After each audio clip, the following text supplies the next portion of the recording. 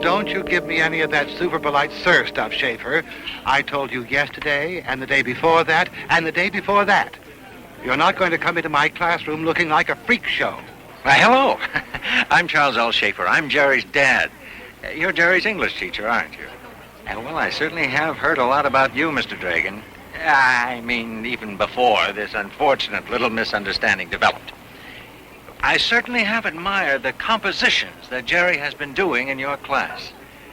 I mean that I always said that I always knew Jerry had the talent, if only someone could bring it out. Well, he has a certain amount of ability. Why is Mr. Dragon always picking on Jerry Schaefer? He's such a nice, gentle boy.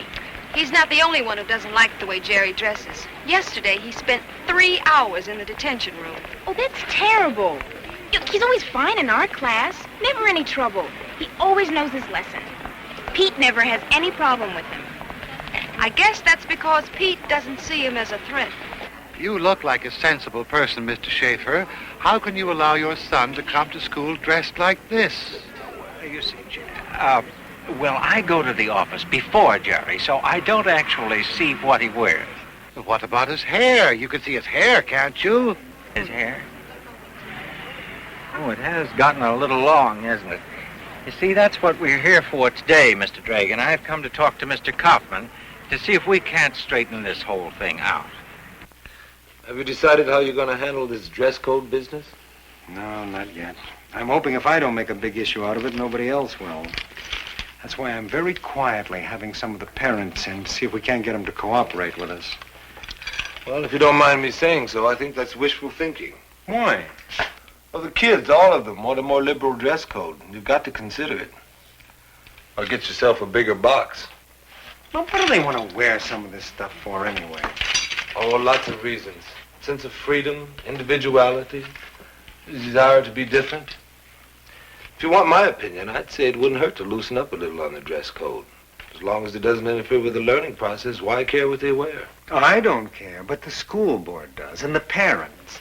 Not to mention most of the teachers who don't share your sympathy with the student's sense of freedom.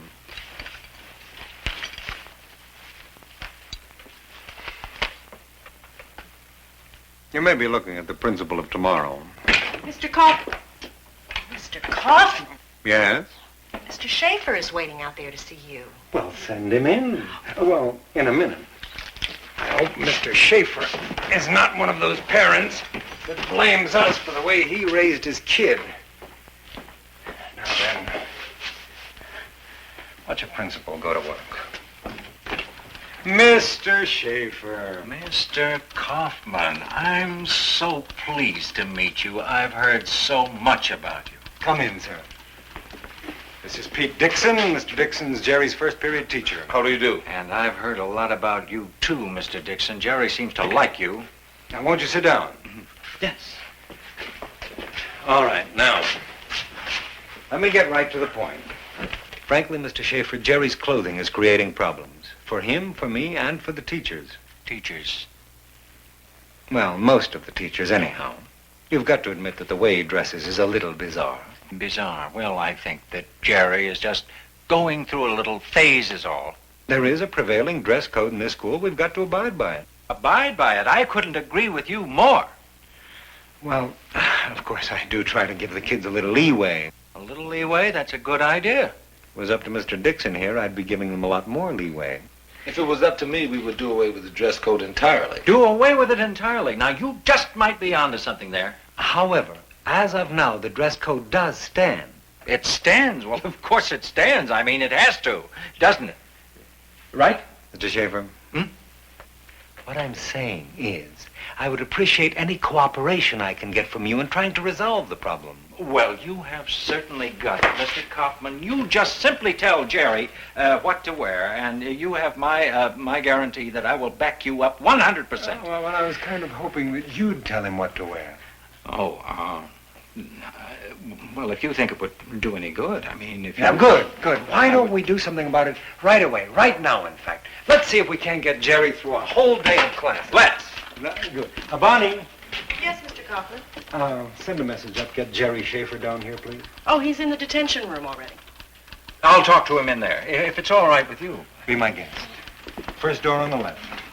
First On the left. door on the left.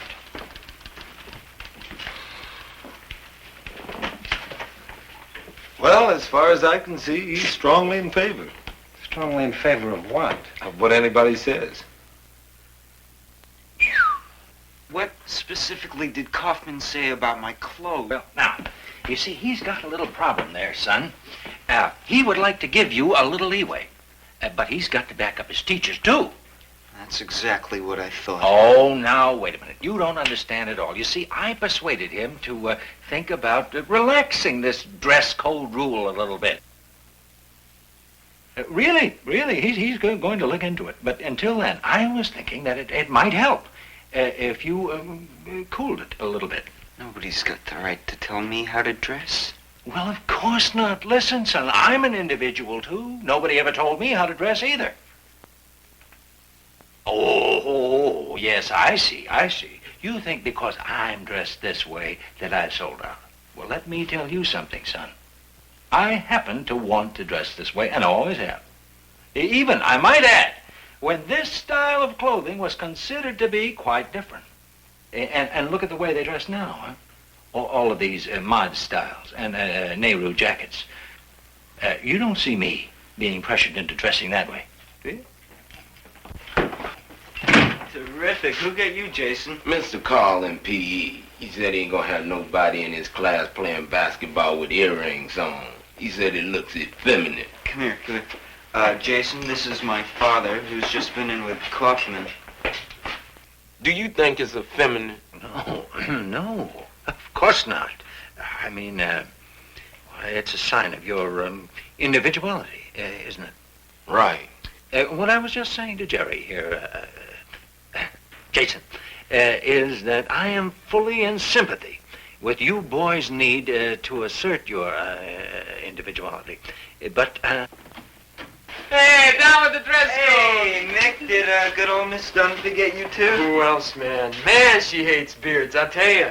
Why does she hate beards so much? Because all she can grow is a mustache. Oh, man. Hi there, Mick. I'm Jerry's dad. Mick, I've just been discussing this whole dress code thing with Jerry and Jason here, trying to figure out a way that we can work this whole thing out. Kids want action, Mr. Kaufman. Of course they do. And the parents want action, and the teachers want action. Everybody wants action. The only trouble is everybody wants a different kind of action. Illustrated by the fact that there are two petitions going around right now. One by the students demanding a removal of the dress code, and another one by some of the faculty demanding that you enforce it. Do me a favor, will you? If you happen to run across that faculty petition, destroy it. Oh, don't let them bother you. Those are the same teachers that think coeducational schools are decadent. No, it's not only them. This whole dress code thing makes a lot of teachers very nervous. But why? I mean, if we can't change with the times, who can? It's a little naive, my dear. In every other field of endeavor, change is synonymous with success. In education, it's synonymous with war. That's a three-letter word spelled P-T-A. Any principal would have to be out of his mind to even consider suggesting a change like this. Does that mean you're not going to? No, it means I'm out of my mind. You mean you're seriously thinking of changing the dress code? It means I'm going to bring it up very, very gently at tonight's PTA meeting and hope I don't get lynched. I'm counting on you to be there to defend the liberalization of the dress code, which should be about as easy as defending free love at a DAR convention. Well, just so I know where I stand, what is the current dress code? Funny you should ask that. I just happen to have a copy of it right here. I had Bonnie dig it up for me. It can use a little modification here and there. Girls' skirts will be worn no less than 6 inches below the knees. On Friday, pep days, boys must wear clean white shirts with blue and gold knit ties. And 9th grade boys will wear blue and gold beanies. Well, that's it. The current Whitman dress code, as written in 1940. Now, what we'd like to propose is some changes to keep up with the times. Oh, hold on there just a minute. Yes, Mr. Wagner? But if that's the dress code we got now, and these kids are dressing the way they are, what will they dress like if you change it? You've got a point there. Now, look, I've got to have a dress code that I can administer, not something as outdated as that. He's right. We've got to give these kids something that they can live with. You've got to draw the line somewhere. Too many people are afraid to stand up to these kids nowadays. That's the truth. This man has got something to say that I think you all ought to hear. Now listen to this. No, you go ahead. You tell him just what you told me. Well, I don't know how anybody else feels about this, you see. I mean, maybe it's my own opinion. But I was just saying that there are too many of these people who are afraid to stand up to these kids nowadays. But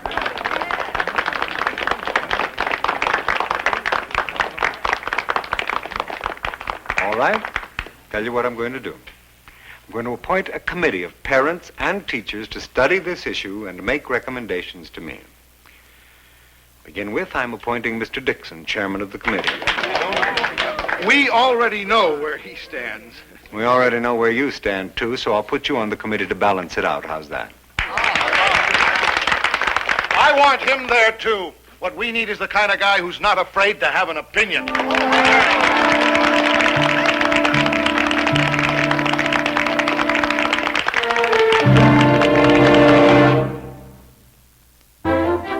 Okay. Each war seems to influence a whole generation of writers and artists. The Civil War was no exception. Can anybody name one? Oh, come on. There's somebody we here at Walt Whitman should all know. Oh, yeah. Walt Whitman. Okay, let's talk about Walt Whitman. Jerry. I can tell you one thing. He wouldn't last very long around here. Why do you say that? Well, he'd never pass the dress code. Look. Guy's hair comes down to his shoulders. He'd be in good company, wouldn't he? Most famous men in history wouldn't pass the dress code. But dress standards change, don't they? Not at Walt Whitman, they don't. Okay, you're always asking me how history affects your lives, right? Well, history is on your side. I don't get you, Mr. Dixon. Well, the last 40 or 50 years has been the only prolonged period in history where short hair and the clean-shaven look has been popular. And even now, its popularity is sagging a little bit. Now, I want to tell you about...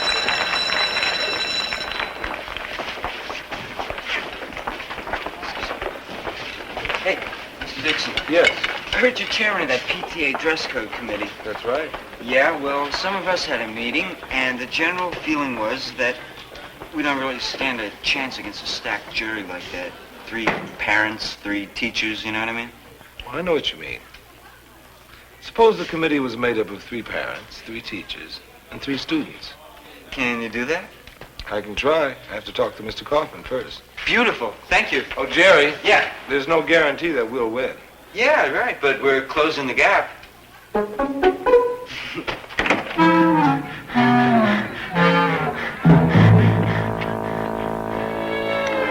4 minutes and 55 seconds, right on the nose.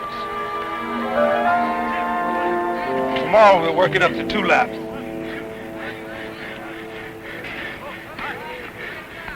There's something I want to talk to you about. It seems as good a time as any. That's why it's as good a time as any. I want to have 3 of the students on the dress code committee when we meet tonight. Oh. Don't say it. I know what you're thinking.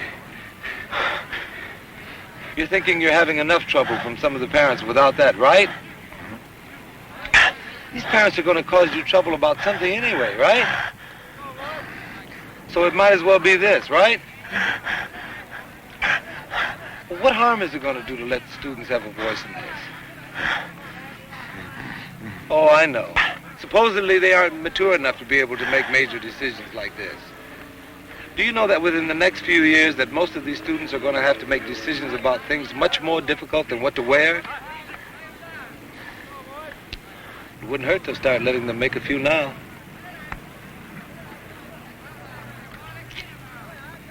What do you say? Can I have those students on my committee? Oh, I thought you were going to answer that question for me like you did with all the others. Oh. Let's see. What do I say? Well, if you ask me, the whole issue boils down to one thing. Contempt for authority. And I'm still going to protest your letting them be represented on this committee, Dixon. Well, they're not exactly the Viet Cong, Mr. Wagner. I don't think that it would do any harm to listen to the rest of what they have to say. You know, I think the whole trouble with the educational system nowadays comes from the students wanting too much to say. You show me a school that's a democracy, and I'll show you a shambles. And that's what these long hairs want. Right. When I was in the Army, they cut off all our hair, and I'll tell you, it did us a world of good. We knew something about authority in those days. Well, what does that have to do with the dress code? Oh, plenty. It's all tied in. I think we ought to give some of the power back to the teachers. I mean, if things keep going the way they're going, next thing we know, the students will be wanting to elect the teachers. And we all know who they'd elect first, don't we? Let's stay on the subject, please. We haven't heard from you, Schaefer. Oh, well, that's because I've been trying to keep an open mind and listen to both sides of this. Come on, Dad. You must have an opinion by now. Dad? You mean he's your son? Thought you were the one that said we had to stand up to these punks. Okay, let's stay on the subject. We're talking about the dress code. Mick.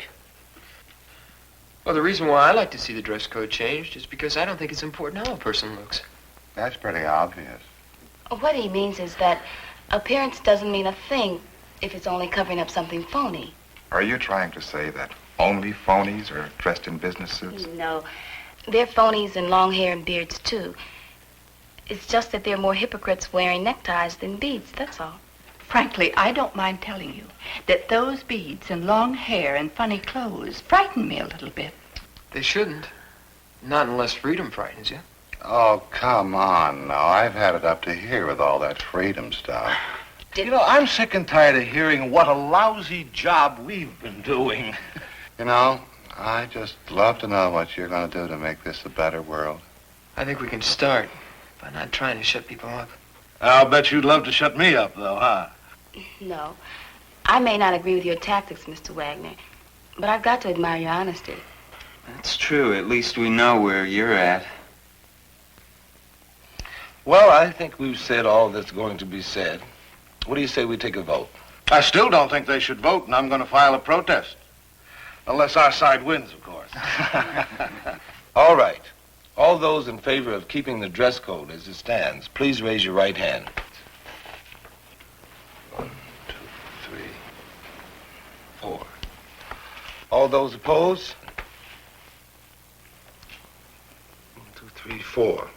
That's 8. Somebody didn't vote.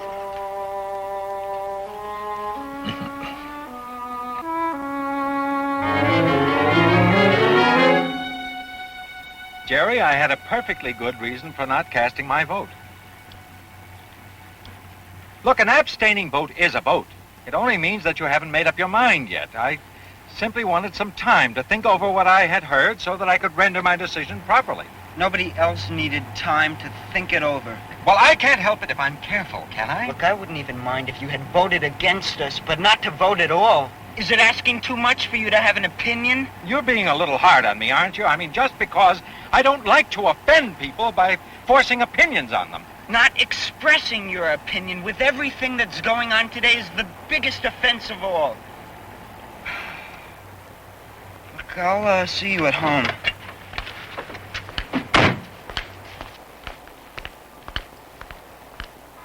Well, I think that summarizes all of the points covered by the Dress Code Committee in our meeting yesterday.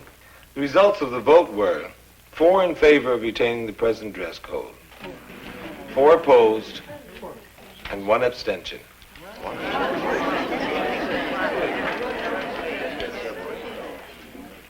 Tie vote. I might have known I wasn't going to get any help on this thing. It's your own fault. If you hadn't let him point those 3 kids to that committee, the vote would have been 5-1 in favor of the dress code. Or 4-1, and 1 abstention. Well, I'll stand by my decision on that one. Just as I'll stand by any decision I make regarding the dress code. I think you better poll all of us here tonight to find out where we stand. Yeah, let's have a vote. All right. We can have a vote. All right, you've seen Mr. Dixon outline both sides of... Yes.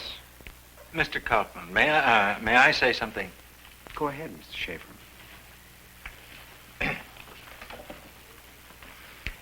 Before you vote, there's something that I've got to say. You see, I was the abstaining vote yesterday at that meeting. I abstained because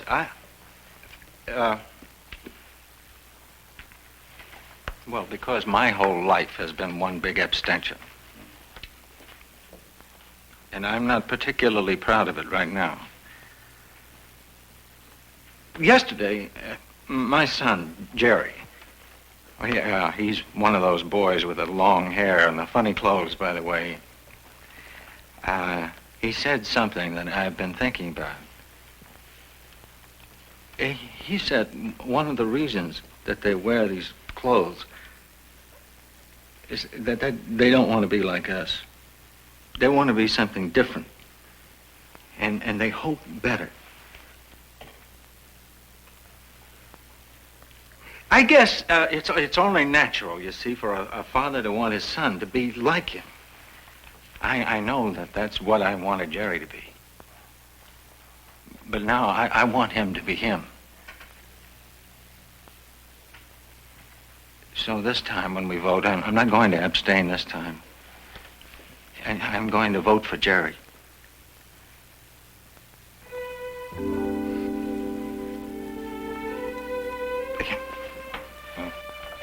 All right. Let's take a vote. All those in favor of retaining the present dress code?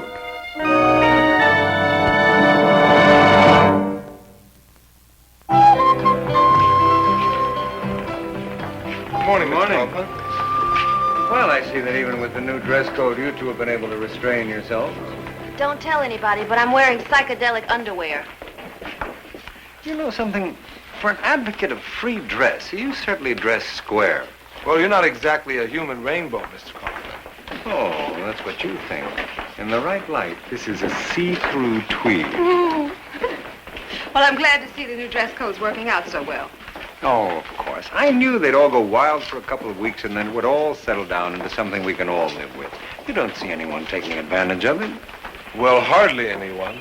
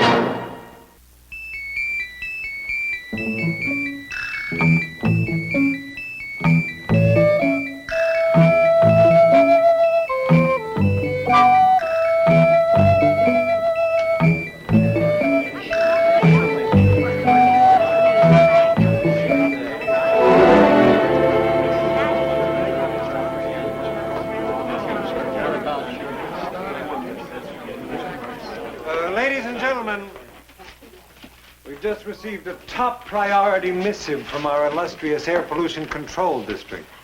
There's going to be smog today. First stage smog alert. No phys ed, no unnecessary exertion for the students. The teachers can exert themselves as much as they like. Mr. Kaufman, you're always kidding, even during a smog alert. Good morning. I certainly hope so. Remember, if you catch any students exerting themselves, send them right down to my office. We've got to put a stop to student exertion. Hey, Jason just came over. First day smog alert. No push-up today. Tell me all about it, babes. With all my allergies, you gonna tell me we got smog. There's always one man who makes history. One man who has an idea and moves with it. What's bothering you, Helen? I think that's how it used to be. But, well, now, You don't think that's the way it is now? Mr. Dixon, things are just too complicated now. There's just too much money against anybody who fights against anything. That's true. That doesn't mean that one man will lose a fight against the system. What about Ralph Nader? One man, right? He's got the auto industry turning flips to get out from under the heat he stirred up. If he done so much, how come we got all that smog? Look out the window, man. Them cars are still filling us up with that garbage. Maybe that means it takes more than one man to get the job done. The system wants that air like it is. Jason, smog bugs everybody. Maybe so, but do you think the people in my neighborhood can afford them electronic gimmicks and air conditioners like them fat cats? Okay, people with money can fight it better. But that's still not the solution. Then why don't you change it? You got the reason. Like there won't be any more history if everybody dies, man. You said one man can change anything.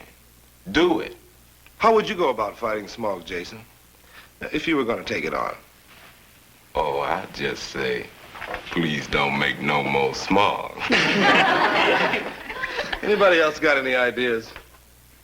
Al? The state assembly's voting on smog the end of this month. It sounds like a good time to wage a fight against smog. Richie? People just don't care about smog. They think it's just gonna go away. There was a big magazine just did a whole issue on smog, and it was scary. Turned out the smog could make a cap in the atmosphere and keep in the heat and moisture. The polar ice will melt and flood all the coast. People are already dying of cancer from it, and fishes and animals too. Crops are gonna rot. Terrible stuff, but nobody's doing anything. Well, maybe nobody's found a way to turn people on about pollution. What do you think about that? Come on, anybody, give me some ideas on it. Helen. Well, maybe big ads in the newspaper would do something. TV's all there is. People listen to the tube. Put some hip dude on TV telling them like it is. Why don't you do it, Jason? Do what? Get on TV?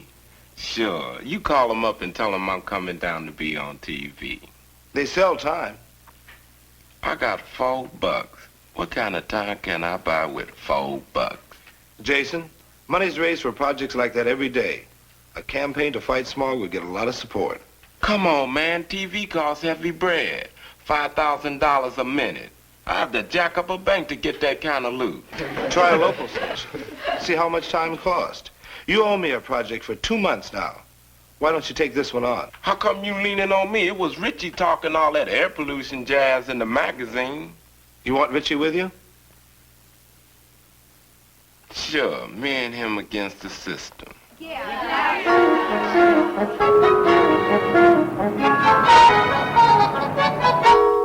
fellas. I'm sorry to keep you waiting. Mr. Barker, I'm Jason Allen. Jason Allen. And this is Richie Lane. Richie Lane. Come, sit down, won't you? Sit down. Now, what can I do for you? We're here to buy some time. 1 minute. 1 minute. Well, what time period have you got in mind? Well, what time do you have open that's cheap? Our least expensive time is during the late night movie. How much? $80 a minute. We can raise that easy. Be cool, Rich. $80? Is that the drive-out price? Taxes, license, and everything? Now, those are just the time costs. Now, if you want a tape, then, Now we're getting down to it. Go.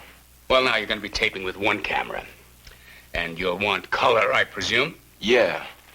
Now, you have 1 hour for setting up and lights. Then you'll have your taping time. and the tape stock. And you'll need at least, 15 minutes, I guess, for retakes. How much for the whole bag? The whole bag? Well, the whole bag comes to $680.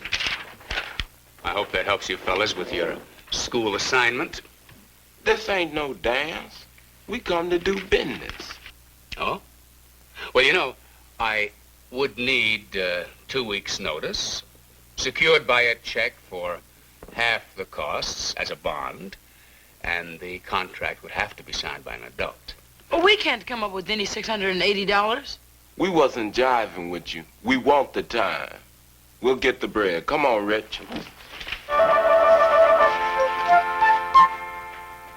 That's how much it costs for a 1-minute commercial? Yeah, counting in setup, shooting time for tape, crew, raw stock, and airtime. It's a lot of bread, fellas. That's what I've been telling him. It breaks down to $170 a week, Rich. We can make that. How, brother?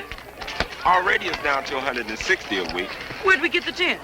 My pay from the department store, and you'll kick in 10 from your band job. If my band has a job, You'll have the job. then you have the bread. Cool. Now, we got one major hang-up. We need somebody to sign the contract. An adult. Which means I'd be liable. Fellas, I don't have $600 in case it blows up. It won't never happen. You won't have to sign anything for 2 weeks. By then we had to have half the money. We don't have it, you don't sign. And that dude at the TV station gonna freak out when we lay that bread on him. Yeah, the man at the TV station thought we were just kids working on a term paper or something. You sign the paper.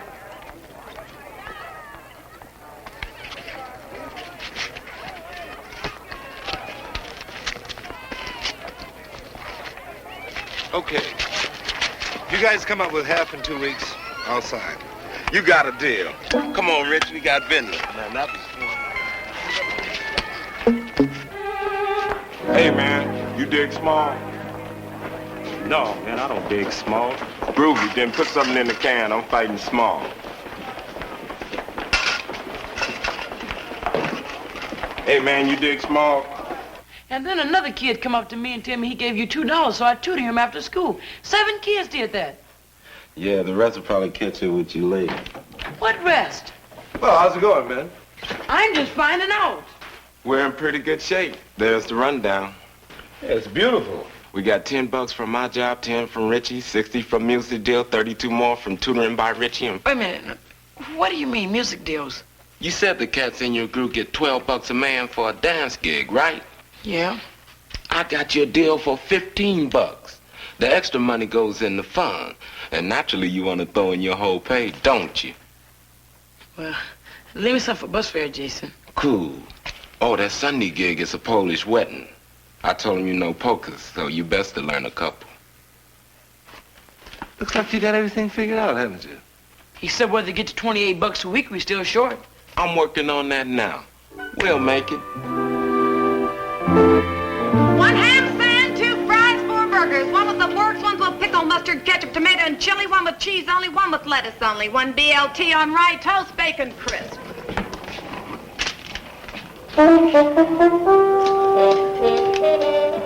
Aaron, Susan? Here. Adams, Stephen A. Here. Alan, Jason? Here.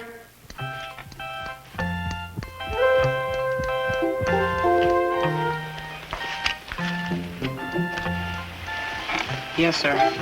It was me. Pete, Jason did cut a class. We have a rule against that. And Richie answering a roll call for him, I realize it was a noble gesture, but that's not exactly kosher either. Jason is not a student who can afford to miss a math class. Take a look at that budget. Jason did that. Jason did that? That's right. And the math on that page is complicated, too. If I read you right, what you're saying is that you don't want either one of those boys to get any detention for this. Is that right? That's right. At least not until they finish this project. They've got every 3-minute schedule. And they're going to need every dime they're earning if they're going to raise the money. You think they'll make it? $680 in a month? There's a way. Jason will find it. I wish he hadn't cut that math class. I admit that's wrong, but he's right. If there was ever a valid reason for Jason to miss a math class, this is it. If there's a valid reason. And we both know there's a lot inside Jason. We can't shoot him down the first time he gets moving. I know, Pete, but if you were another student and you heard that Jason got away with cutting a class, now what would you think? That he was making a personal breakthrough or that he has the faculty snowed? I see your point. You still think it's worth a gamble? I do. Well, anything else you have to say? Say it now, because when I put this car in reverse, I become a civilian. You said it yourself. There are times for special treatment of a student. But I've got 3,000 other students to consider. I know, but... Huh? I'm in reverse.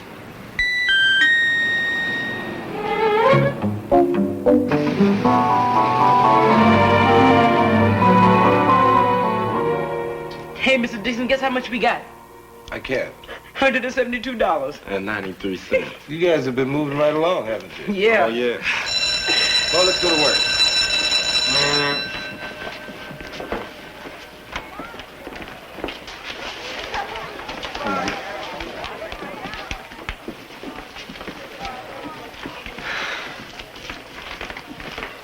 Had a very peculiar dream last night. You were in it. I dreamt that Jason cut a math class, but then he never did it again. And what was peculiar about it was that I didn't know anything about any indiscretion, so I didn't even have to look the other way. And then by the time I did find out about it, somehow, as if by magic, everything was taken care of. There was no action for me to take. It was a very pleasant dream. There were no detentions in that dream? Oh, none. Beautiful. Now back to reality. I think I have a solution for Jason's problem about funds for the smog campaign. We make it a school project. We can't do that. Sure we can. Look how easy it was to raise the $75 for Mr. Wilson's going away present. Nobody even liked him. We can raise it. I don't argue that the school can't raise the money, but it shouldn't. Well, I would guarantee Jason succeeding. But somebody else would make it happen. It's his shot, and he's got to take it. Well, suppose he doesn't raise the money. Then he doesn't raise the money. But at least it'll be his flop. Oh. We help him, we hurt him.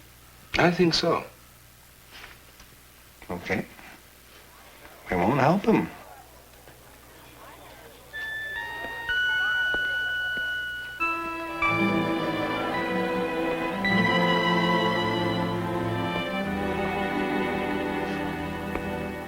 You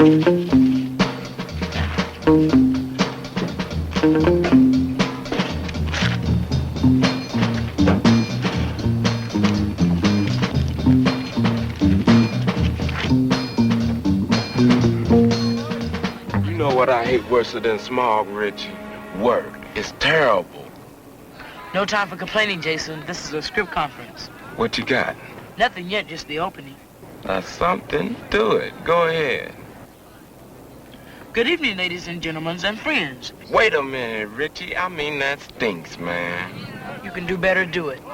You gotta grab them. If you start out like that, everybody's gonna get up and go get a sandwich or something. Okay, then, you tell me how we grab them. Don't get hung up 'cause I don't dig your idea, Richie. Well, man, it's the only idea I got, so what do we do? Think TV. Think like we gotta sell something. You mean the unsale? We gotta tell people how terrible smog is. Right. You're cool, Richie. Now, what do we want to say? We want to say smog is gonna kill everybody if we don't stop it. And the only way to stop it is to get the legislature to do something. Right. So we start. Good evening, ladies and gentlemen and friends. No, Richie. We're gonna hit them, make them hold still, and listen. How do we do that? Well, we could say, hello. Smog can give you cancer, Dick. No, we say that first and the commercial's over. The cancer should be in the middle. Well, how about we start? The man says, I'm on the air to tell you about air. Hey, that's tough. Then we show him a picture of the smog or something. Now you're grooving. Write it down.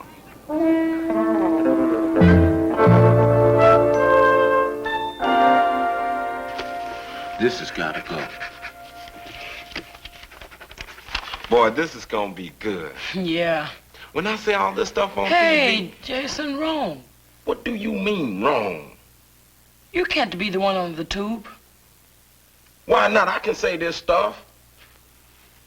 I tell you and you get mad. You want to see me get mad? Keep jiving. Get to it, Richie. What? Well, it's you, man. Well, you scare people. What do you mean I scare people? You scare me right now. You think anybody listen to you if you was on the tube? I wouldn't scare anyone. You wouldn't crank up nobody either. Well, if it can't be you, and it can't be me, then what do we do, Jason? You know we're supposed to tape this thing Thursday. Oh, hi, fellas. Applehead. We ain't got time to con you into it, Mr. Dixon, so we just gonna ask you. Go, Richie. Oh, will you be our announcer, Mr. Dixon? Me? I've never been in front of a television camera before. Oh, leave that to us. Yes or no? Well, I did say I'd give you all the help I could. Okay, you want me, you got me. You got a deal. Give me the script. Here you go. Here's your script. Rehearsal's here tomorrow at 3 o'clock.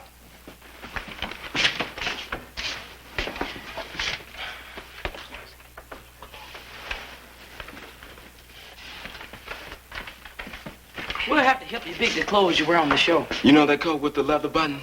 Yeah. Leave it home. It's too square for our thing. Okay?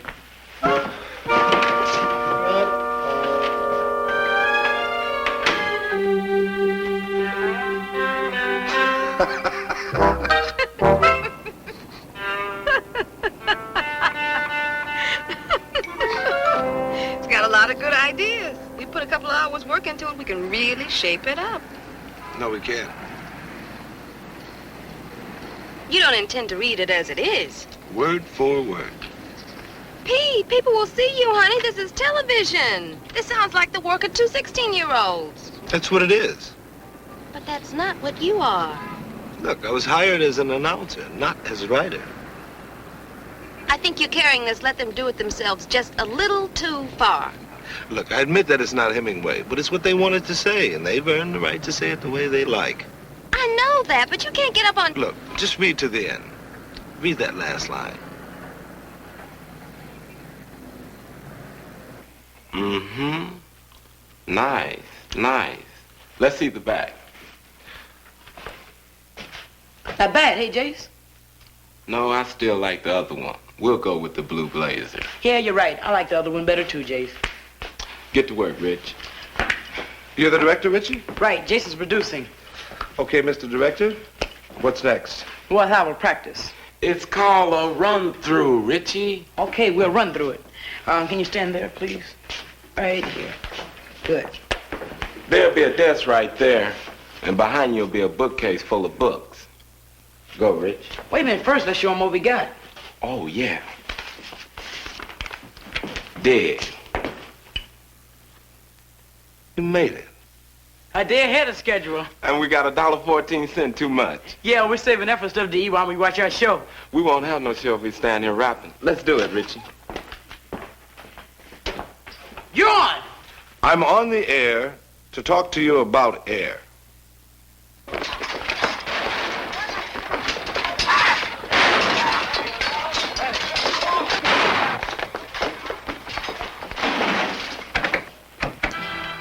What time is it, Miss McIntyre? It is 2:29 and 30 seconds. Half a minute to go. You nervous? Oh, a little. Everything's gonna be just fine. Thanks, Jason. 15 seconds.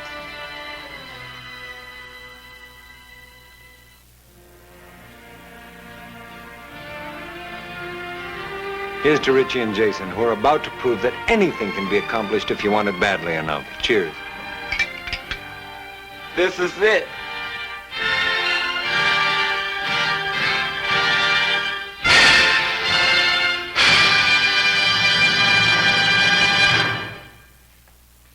I'm on the air to talk to you about air. Pete, you're so handsome. Air stinks. You know why air stinks? Because it has garbage in it. And garbage stinks. Not really this kind of garbage. This kind. Garbage from businesses. They could fix it so they didn't put that trash in the air, but they won't, because they don't want to lay out the bread. That's terrible, but that's how it is. This is a good lung. And this is what a lung cancer looks like. You've got to ask somebody who has it how it feels. It don't feel good. Exhaust from cars makes more trash. It makes your eyes burn, but people cool it. They wipe their eyes, then they forget about it till the next funky day. People with asthma and allergies can't forget it. And it gets worse for them all the time. That's how garbage is, dig? It never goes away. It just piles up and gets more terrible all the time. Getting mad does nothing, and getting sick from the air pollution will kill you, but it won't stop the trash going into the air. The cats who work here get elected by you. They're going to vote tomorrow on if they should lay out the money to study smog. Get the straight thing, and then make the cats who can clean up the air clean it up. You have a man in the legislature. Get on the phone. Call him tomorrow morning before the vote. Call your man between 8 o'clock and 10 o'clock and lay it on him. Tell him to vote for spending the money. Like really, man, people are dying from smog. No joke, dying. You've got to call him tomorrow or it won't do any good. In the morning before they go to vote. Like this could be the end of the whole world. And if only half the cats alive die, they'll be telling their kids, once upon a time, there was air you couldn't see.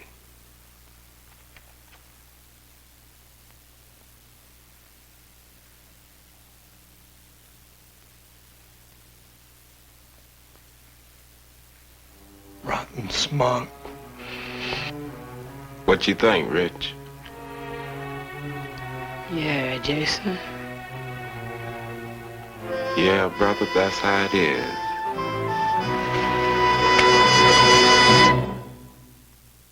Yes, that's right. Well, I agree with you. Well, I thought they did a fine job, too. Thank you. Yes. Well, that's very kind. Yes, thank you very much. Goodbye. Yes, that's right. Yeah, brother, that's... What you think, Rich? Roll. Well, maybe if Steve McQueen steps down, you'll be able to... You know something? I can't even joke about it. They really got to me. I hope they got to a lot of people. I've been on the phone to my state legislator all morning. I've been trying to get him since 8 o'clock. All the phones to the Capitol are busy. Well, I thought they did a fine job, too. Fantastic! Wouldn't it be great if we could just forget about smog alerts, get back to good old-fashioned fire drills? There's something so wholesome to a lot of people. I've been on the phone to my... Feel that way. Will you come down and tell Richie and Jason what you told... It'd be great if we could just forget old-fashioned fire drills. There's something so wholesome.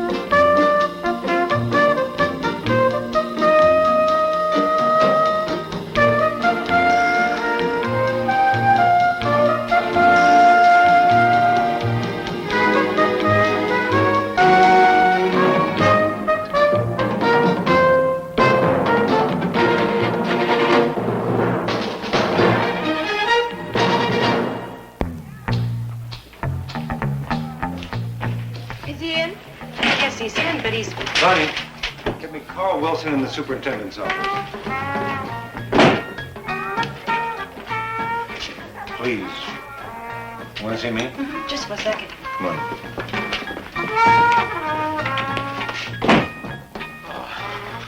Oh, boy.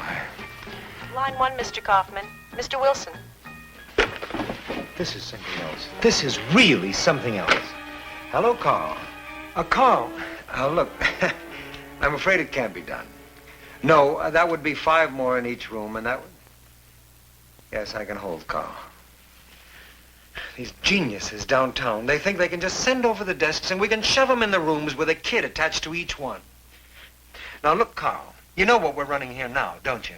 We're anywhere from 4 to 6 over the limit. How many is Lowell taking? How many to Garfield? Oh, big deal, Carl. 10 less. 10.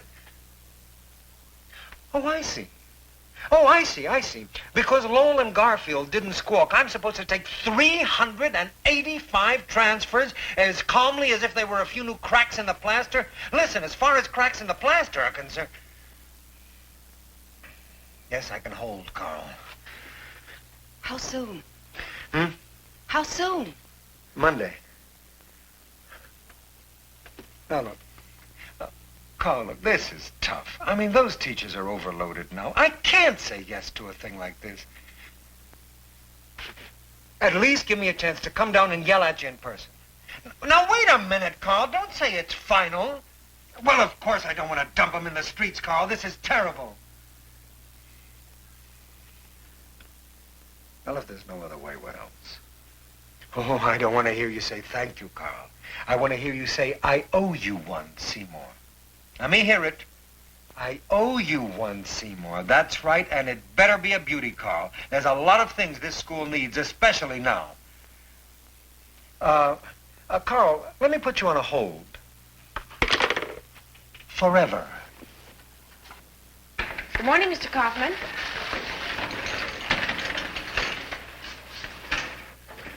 Don't you love these mornings now that the days are getting longer? It's good not to have to turn the lights on when you get up.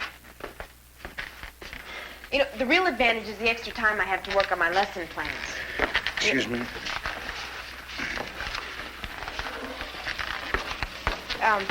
Take today's lesson plan, for example. Hey, you're not really interested in my lesson plan, are you? Oh, well, I'm sorry. What were we saying? Are you adding more students to the class, Mr. Kaufman? Oh, no, I was just bored, and it was either move the furniture or change my hairstyle. You're adding students to the class.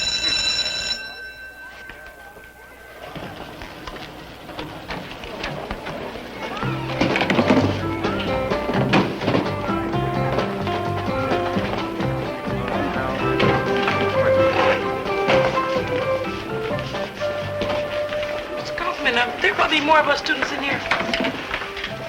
You're a good boy, Richie. Oh, good morning. Good morning. Don't forget, 12 o'clock. Right.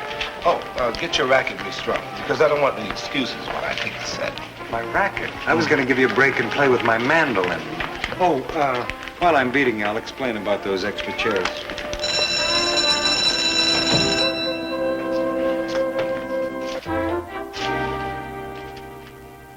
Well, this should be an interesting day.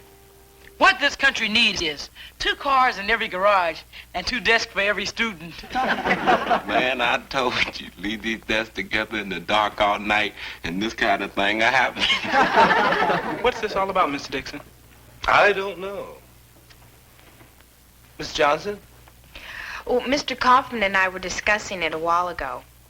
And? Well, he told me we were getting some new students. Man, pretty soon they're going to have you teaching in a stadium with a bullhorn. You might be right, Jason.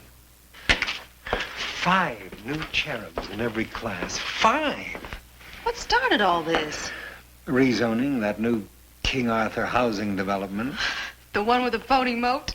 With our luck, there won't be a crocodile in it. We get everything east of Prince Valiant Way. That's not all you're getting. Tonight's PTA night, remember? They're not going to like this either. Oh, that's right. I forgot all about that. Oh, I'm just going to have to think of some way to sneak it past them, that's all. I don't know. What about the Teaching Standards Committee? Oh, the Teaching Standards Committee, the vigilantes. Look, this thing is already settled. It's an irrevocable, unchangeable decision. Now, what good is it going to do to get the PTA all souped up about it? All that's going to do is cut into my workday with irate calls and seeing parents. Not to mention the fact that there's always a couple of nuts with a drink or two in them that want to call my house 11, 12 o'clock at night. Well, it may be an irrevocable decision, but I still think the committee will want to talk about it. Who's the new chairman? Pete Dixon. Pete? Good old Pete? Well, you may know a good old Pete I don't. The one I know was pretty sore about the size of his class last September. Oh, don't worry about Pete. Pete is no problem. Well, there's one good thing about the PTA. Trouble can only come from one of two sources. Parents and teachers.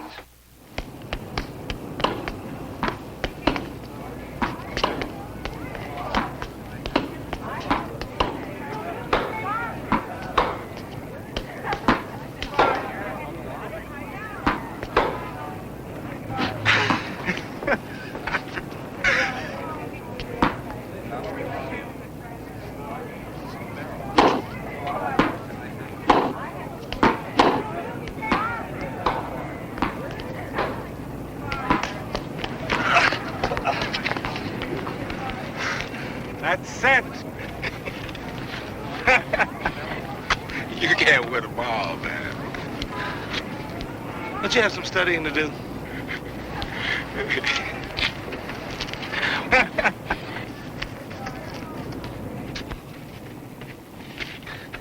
Sure hurts to lose to a guy with nothing but dink shots and high lobs. I don't know what you're complaining about. I'm the one with the fantastic win record, remember?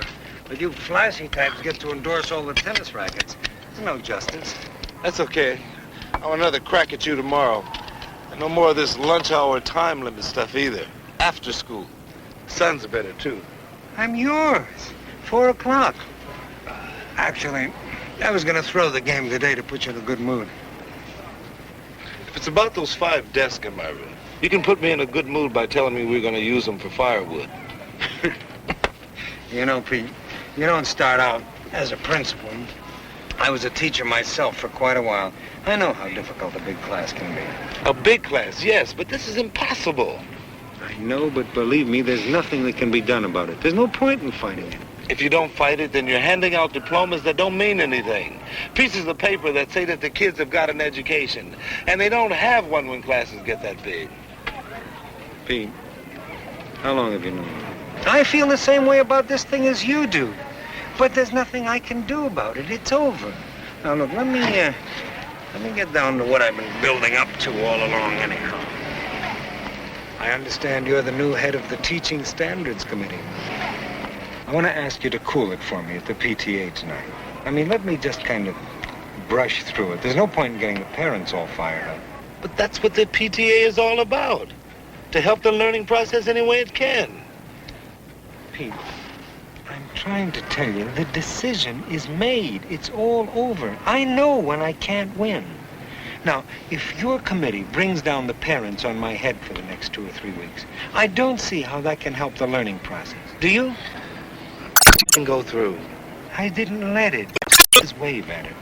Now, I hate to put it on. As a personal favor, I'm asking you to help me out. Let me do it. It's asking an awful lot. If it was a little, I wouldn't have to ask. Think about it.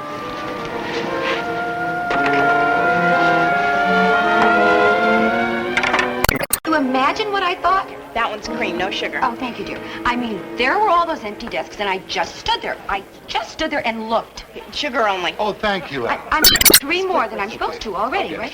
Well, and you know, I don't have one of those more... You're too modest. I never have any trouble hearing you. Oh, thank you. Well, I think it's serious. I only hope something can be done about it. 1 or 2 extra... 5? Good evening. Oh, hi, Mr. Turner. Oh, Turner, how are you? We're discussing this outrage. One thing, the furnace bill will go down. Lots more body heat. Now, listen, this thing is no laughing matter. I simply can't teach a class that big. Want you to know, tonight we'd have a big turnout. I hope you understood why I had to ask for that this afternoon. I was just talking to some of the teachers. They're pretty angry. I know. That's why I'm not going to begin until they're a little less angry and a little more sleepy. Oh, Mrs. Ruiz. Mrs. Ruiz, I want to talk to... Excuse me, Pete. I want to talk to you. You just have to volunteer for committees, huh? I was thinking the same thing. See you later.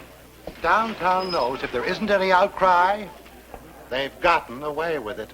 They've got the kids. What are they supposed to do with them? Oh, but if we don't let this thing happen, then they'll be forced to find a better way. Pete, you're chairman of our Teaching Standards Committee. You do plan to say something, don't you? Ladies, gentlemen, please take your seats. Let's just see what happens. They said the situation is only temporary. But how long is temporary? May I say something? That's exactly what they told us many years ago when they added 3 pupils to my class of 23 students. Miss Ogilvy objected, stating that, quote, Walt Whitman is not a prison, unquote. Mr. Sanderson made a motion, and it was decided by a vote of 67 to 48 to form a bar committee which will study the As soon as they evidence lapse and into the make a twilight report. zone, that's my chance. However, the bar committee was tabled when only Mr. Sanderson volunteered, and the meeting was adjourned. Refreshments consisted of a delicious cupcake assortment and a punch with a frozen fruit juice base. Thank you.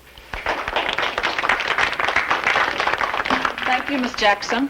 And now, unless anyone has anything else to take up, it's getting late, and I think we have already Oh, Mr. Kaufman? I just have a little thing, something that came up today. You all know that new housing development, the King Arthur, whatever it is. Well, it's caused serious overcrowding in the school that would normally take their students. So, unfortunately, we're going to have to take a few of their people just for the present time. But you'll all get an explanation of this thing in the mail. Mr. Kaufman. Mr. Dixon? We all know that the classrooms are already overcrowded. I think we should strongly oppose the addition of any more students. Yeah, let's do something about it. He's right. How can the board do this to us? I don't know how the rest of you parents feel, but I'm against it. It's got to stop sometime.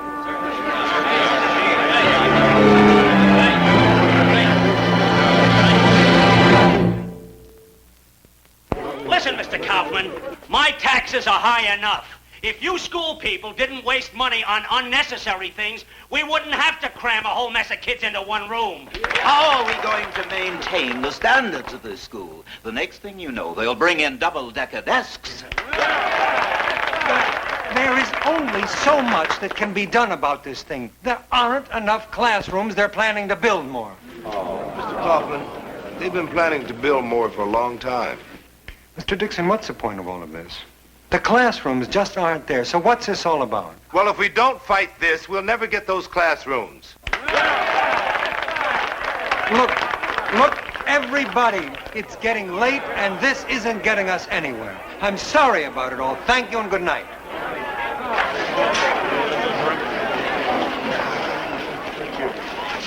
Maybe I call this one memorable PTA meeting. Pete, you were fantastic. I mean, you presented your case so well that by the time you were finished, there wasn't one person in this room that didn't agree with you. Except Mr. Kaufman, of course. It was rough on him, wasn't it? Oh, no, I'm sure he loved every minute of it. I think I'd better go talk to him and explain. See you. Mr. Kaufman! Mr. Kaufman? Can I speak to you a minute? I hope you understand about this. No, I don't understand. I don't understand at all. We're still going to get those extra students, but thanks to what you did tonight, we're also going to get anger, frustration, and dissension. That's not good for this school. But I had no choice. Well, the way I look at it, what you did tonight was a pretty rotten thing. Once in a while, when you're in a jam, you look to a friend to help you out. I thought that's what I was doing. But this isn't the kind of thing that you can put on a friendship basis. Well, it's a basis I thought we were on. I guess I was wrong.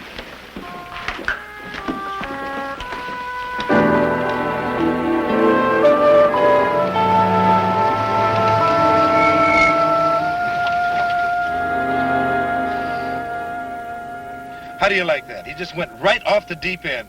He didn't even listen to what I was saying. a rotten thing. Just because for once I didn't go along with him. Well, what do you think? I think I'll keep my mouth shut until you cool off. You know what I should have said? I should have said if I hadn't done some other rotten things, we'd have half-day sessions by now. Look, I'm going in now.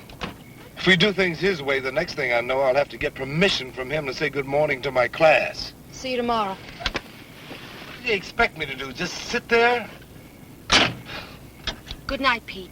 Go home and get some sleep. I'm not sleepy.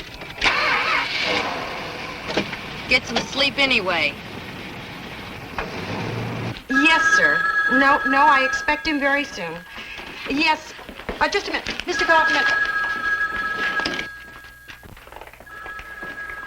Mr. Kaufman, that telephone is going crazy, and they all want to talk to you. Refer them to Miss McIntyre, please. The polite ones. I'll take the angry but civil ones. Call the police on the obscene ones. Yes, sir. Bonnie. What's this? Mr. Nielsen? Oh, he's the visual aids man. You promised you'd see him today. Oh, that's right. Maybe 11 o'clock? Wait a minute. No, can't do 11 o'clock. Right after lunch? And you promised Miss Barker you'd hear the Glee Club.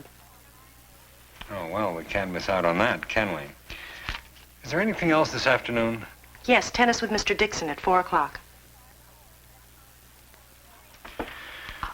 Tell Mr. Nielsen, 4 o'clock, please.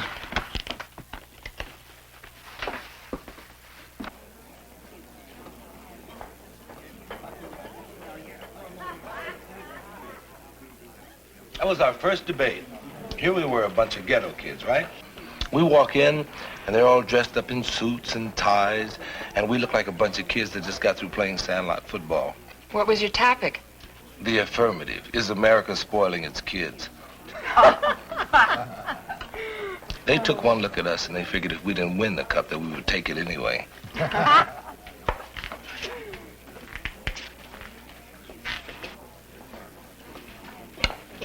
Here, Mr. Kaufman, sit here. I was just going to put in some time on the Dewey Truman campaign. Sit down, Miss Johnson. I don't think Truman and Dewey need volunteers anymore. No, I insist. Now, how would it look for the principal to roam around the cafeteria with no place to sit? Please, sit down before your macaroni and cheese gets cold. Okay? Thank you, Miss Johnson. I'll take your tray, okay? That won't be necessary. Oh, sure. Come on, let me take it for you. Thank you. Bye. Mr. Kaufman, Pete was just telling us about his debut as a public speaker. And Mr. Dixon just fractures me.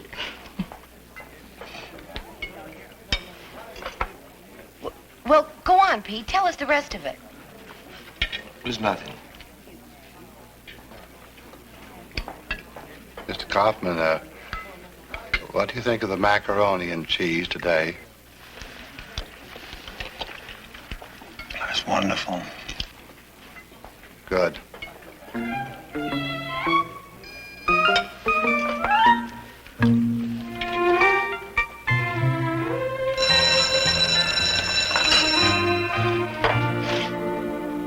Hi. You ready? Oh, you finished early. It's only 3:45. Yeah. Let's go. I can't. I'm stuck for at least a half hour with these remedial reading scores. Can't you put them off? No. Okay. I'll wait.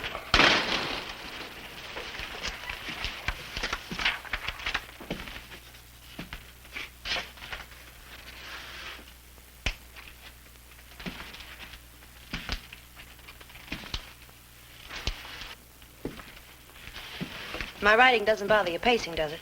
No. No. What's the matter? Nothing. You're still upset, aren't you? I am not upset. Hurry up. It's a long time to stay mad. I'm not mad.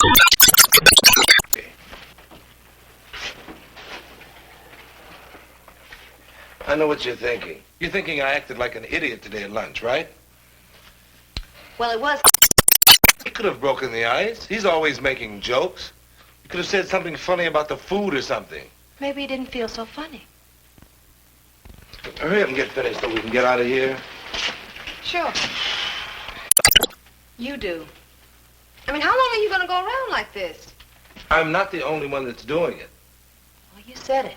Kaufman's acting the same way. Let's not forget who started it. Do you know who? I don't. I don't even know who's right. I was in Kaufman's office when he was on the phone trying to keep Whitman from getting those extra kids. I heard him. He did everything he could.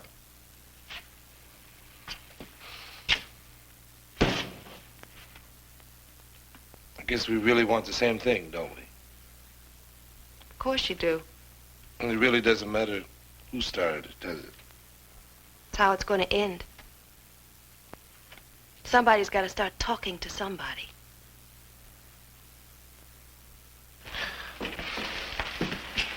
Do me a favor, will you? Sure. What?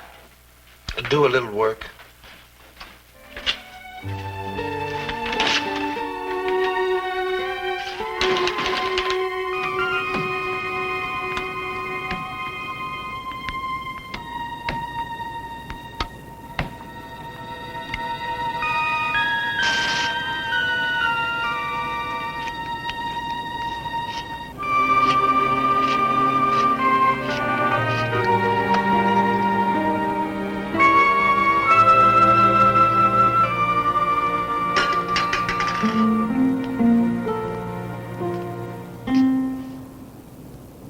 You ready? Ready.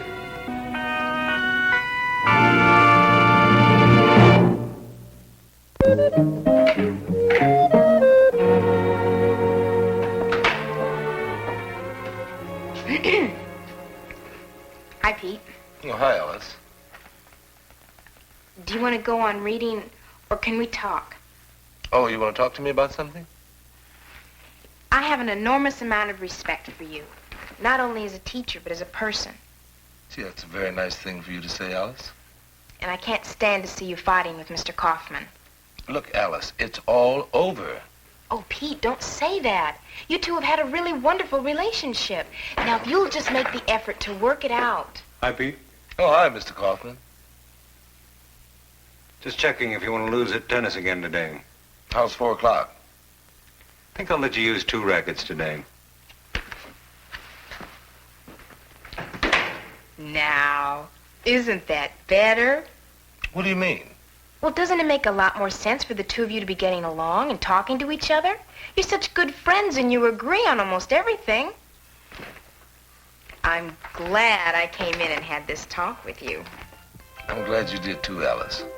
After all, human relationships are just a matter of working things out. If you take the time, everything falls into place. It's just a matter of give and take, and sometimes you have to give a little more than you take.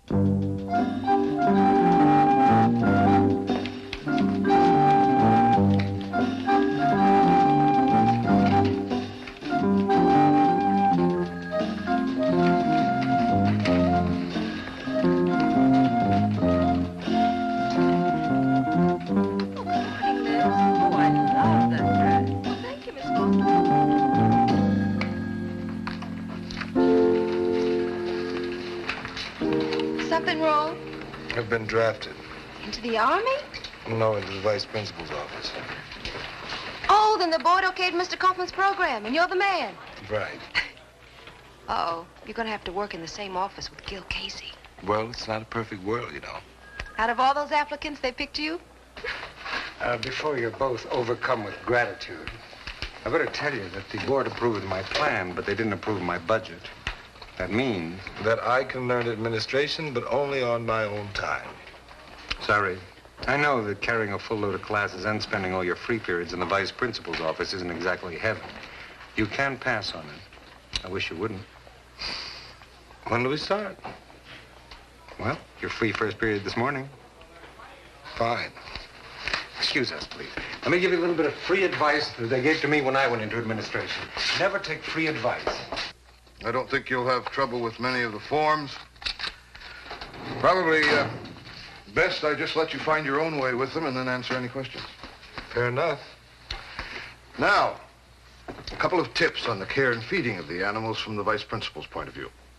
For openers, everyone who comes in here is going to lie. Everybody. Well, it's the safest presumption to make. That way you're not disappointed when they do lie, and it gives you a kick when they don't. You know where you are, and the kids know where they are when they come in. Well, you ready? Ready.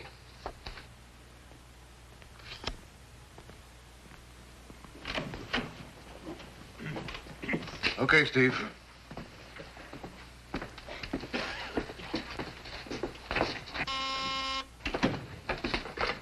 Vice principal's office. You want to take this one, Pete? Uh-huh. What happened to you, Steve? Mrs. Russell sent me. Who punched you in the mouth, Steve? Nobody. Somebody punched you in the mouth. Don't tell me nobody punched you in the mouth. Have you seen the nurse yet? Mm-mm. You go see her and then come back. No, that's fine. Where do you think you're going, Steve? Well, Mr. Dixon said... I sent him to the nurse. Well, if Mr. Dixon sent you to the nurse, what are you standing around for?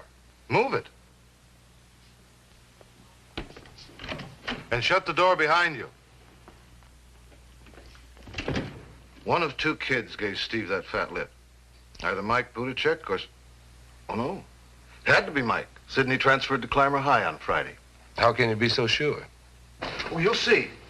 It might be a good move to have Mike out in the waiting room when Steve comes back. If you don't mind a suggestion, confrontation saves a lot of time. Schneider, go find Mike Buttigieg and tell him I want him. Okay, who's next? I guess I am. In. Who's next after that? Come on, Fred. You vice principal now, Mr. D? Just learning the job. Why are you here? I cut English yesterday. Why? His attendance records are in the file, Pete.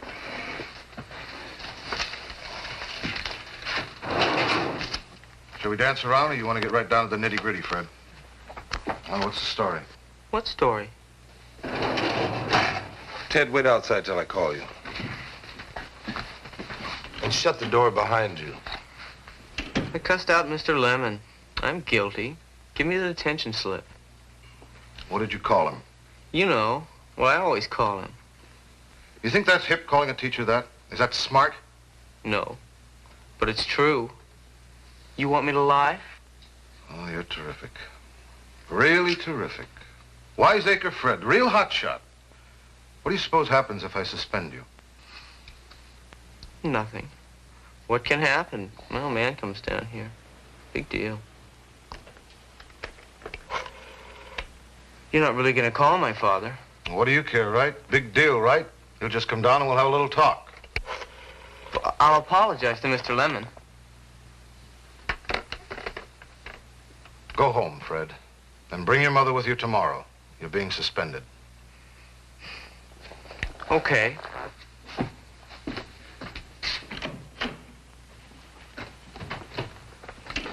School would be better off without Fred. He looked like a kid running a bluff to me. Well, he's a troublemaker, small time, but he can disrupt a class as fast as a stink bomb in a trash can. Gil, you can't just throw out every kid who causes a little static. Why not? Oh, I know the rules say we can't, but why not?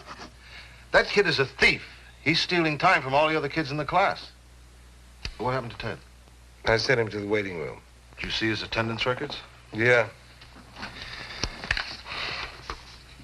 Makes every class but English. 13 cuts out of 15 classes. Yep. He cut off his nose to spite his own face. That kid blew a full 4-year scholarship at a major university with that little number. All he needed was a B in English and he was in. And now zilch. Oh, he still has a chance. It's only midterm. How do you figure? He's getting an F for midterm. Even if he gets all A's for the rest of the year, it'll only average out to a final C. I've got to check some files. You want him back in? Thanks. Ted, inside.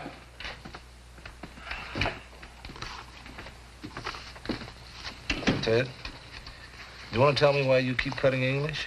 Well, it's dumb. Okay, we had a book report to do, but I didn't get the book read, so I cut the class, figuring I'd finish the book that day and write the report that night and bring it in the next day. Well, I didn't do it, so I cut the class again, and again, and again. Here I am. Did you talk to Mr. Schuler about it? He said I should come back to class. And? No and. He said I might pass with a D if I worked hard.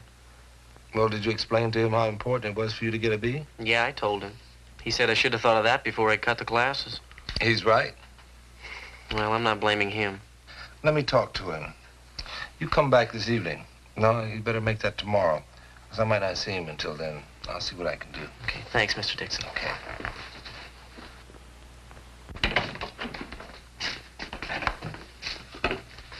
I don't get another one in for a minute, Pete. I want you to hear this. You know Mr. Dixon, don't you, Frank? Yeah, good morning, Mr. Dixon. You mean good afternoon, Mr. Dixon, right, Frank? You've been late how many mornings this month so far? Well, I don't know. A couple. 9, Frank. Well, that's a lot. That's very observant, Frank. Now, explain to Mr. Dixon why you were late this morning. Well, the bus was late. Tell him why. Well, some guys... well, you know how, when the bus stops, people go out the back doors? Well, the bus was crowded, and some of the guys like to hold the doors open and let other guys sneak on, without having to pay. So, well, the bus driver gets all uptight and he shoves through the bus trying to, find the guys who snuck on. And, well, by the time he's done, the bus is late. You can't hunt for the guys and drive the bus at the same time. And so, I'm late. Frank, I talked to the bus driver, and he gave me a description of the kid that's been holding the doors open. You're him, Frank. I don't even stand near the doors. But usually I get a seat. What's it going to be, Frank? Shall I call your parents, or do you admit to holding the door open? Listen, both my parents work. It's your choice. Okay, it's me. I won't do it again, and I won't be late again either. Get to class, Frank.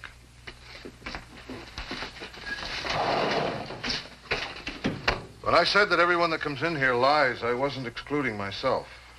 You mean the bus driver didn't describe Frank? Right. He doesn't know who was holding the door open. Well, maybe it wasn't Frank. That kid would have admitted to anything to keep you from calling his parents. Exactly. I lie, and he gets to school on time. But what happens if he's late again? He goes home and comes back with his parents. Put a check, you get in here. Steve, you too. This time I'll watch. Okay, but jump in anytime.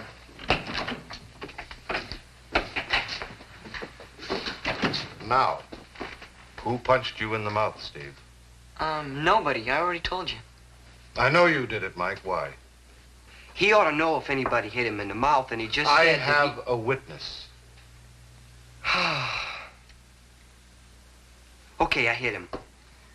Guys hit guys sometimes. You're stupid telling him. No kidding, Mike. Why'd you hit him, Mike? Because he called me stupid like he did just then. Last time, I hit him in the mouth. You hit a kid who wears glasses just because he called you that? Yeah, I got a temper, okay? But it's improving because I didn't hit him now. What do you want, points because you didn't hit him now? You could have put out his eye. He wears glasses, Mike. Oh, no, I didn't hit him in the glasses. I hit him in the mouth. Miss Johnson needs some help, really. What's the matter? There's a boy, Tom Whalum. He used to go here. He's in Miss Johnson's room. I'd call the police. What are you going to do, Pete? Go find out what's wrong.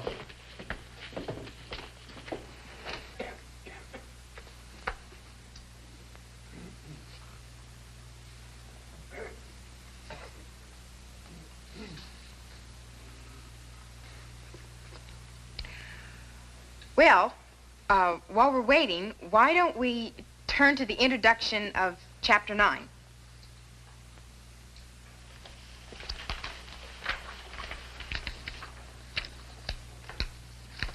Oh, I suppose you don't have a textbook. Well, look, you're welcome to use mine. I've already read the introduction to Chapter 9.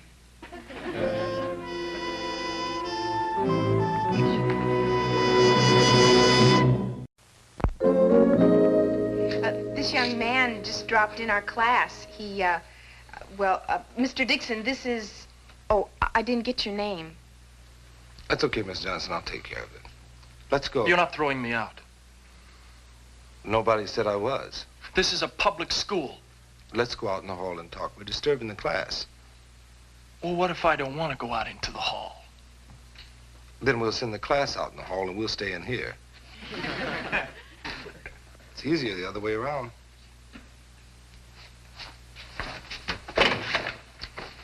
All I did was ask him if he went to school here, and he said no, but he wouldn't go to the office to register or anything.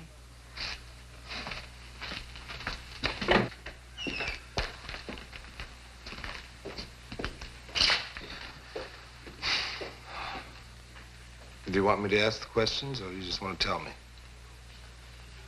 I used to go here. Did you graduate? I screwed up. I got transferred to Payson. Get bounced out of there, too? I don't know. I only went twice. Do you want to come back here? Yeah. But Casey wouldn't let... Mr. Casey wouldn't let me back in here if I was on my knees. Oh, so that's why you got so uptight when Miss Johnson suggested that you go down to the office. I didn't know what to do, so I just stood there. Well, come go down to the office with me. We'll see what we can do. Well, if Casey said there's nothing you can do. Let's find out.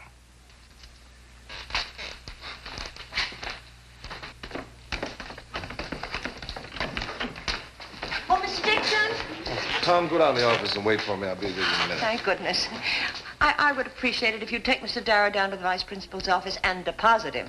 He's been marching up and down in front of my classroom until the whole class is so distracted that no work can be accomplished. I'll be glad to, Miss Oh, Foss. thank you. Go on, Billy.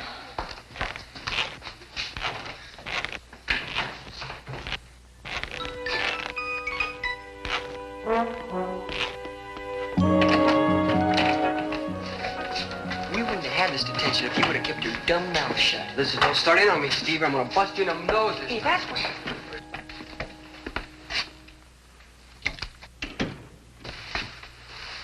Get homesick for that chair, Whalen? I'm waiting for Mr. Dixon. We're all. Move it. You're bad news, Whalen. Wait a minute, Gil. I asked Tom to wait till I got back. Pete, you don't know this character. Oh, Billy get caught wandering again? Yeah, Miss Foss complained this time. Inside, Billy.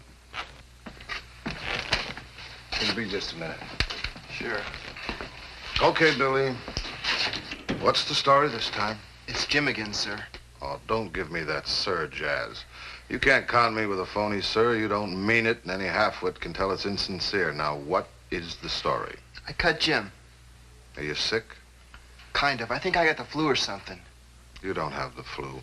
We'll tell you when you have the flu. Oh, will you handle this one, Pete? I'll go dig up Whalen's records. Maybe after you've taken a look at him, you'll see what a bad case he really is. Look, Gil, I realize he's got a problem. Say no more until you see his records. Sit down, Billy. How many cuts in gym this semester? About 10. Why? Just sick or something. Did you go see a doctor? You're straight, Mr. Dixon. If I tell you, you won't laugh or tell anybody, will you? No. I don't want to take my clothes off for the other guys. Well, you can get over that. No, I won't. Mr. Dixon, I got no underwear. Listen, Billy, we have a fund here at Whitman for that sort of thing. I don't want any charity. I'm looking for a job. I'll get my own stuff. Well, maybe I can help. Come back and see me after school and I'll see what I can do.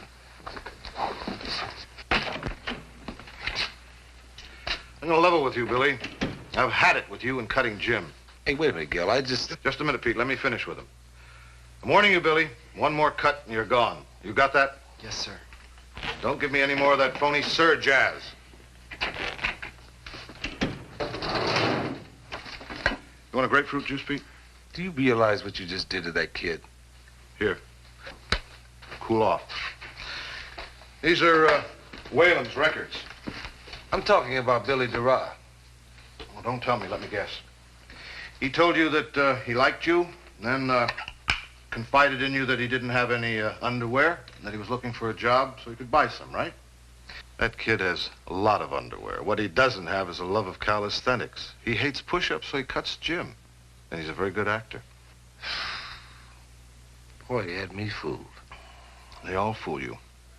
Billy, Pinder, Whalem out there. If you don't wise up, they're going to tear you apart. They're all losers. They're not worth zilch, believe me, Pete. Well, we can't just write them off. Come on, Pete, be realistic. The losers use up all the time. They foul up classes. They keep secretaries working overtime to keep up with the paperwork. Gil, what is more important, a little paperwork or human beings? The 5% that cause all the trouble use up all the time. If we can dump them, we've got a lot more time to give to the 95% that come to class to learn. So we just push them outside, then what? We've got 5% on the streets without any education. Schools do not make winners and losers. The winners come to learn. The losers come for a free ride and no rules. Now, you take Whalem out there. He's no good. There is nothing you can do or I or anybody else for him. Don't you understand that? Gentlemen, don't get me wrong. I think that the honest airing of views is the healthiest possible situation. If we give a little consideration to the volume level, I may have to go to a rock festival to get a little quiet. Pete wants Tom Whalem to take another shot at us. Why? Because I think every student has the right to expect us to listen when he yells for help. Well, Tom Whalem is yelling right now. You want to hold out a hand to him? He'll bite it off. First the hand, then the arm, and then the shoulder. And then he'll steal your watch. Interesting dilemma. Oh, Mr. Kaufman, I think you'd better make the decision about Tom. I won't change my mind, and I don't think Gil will either. I think that the man handling the case should make the decision. Whose case is it? Well, it's mine.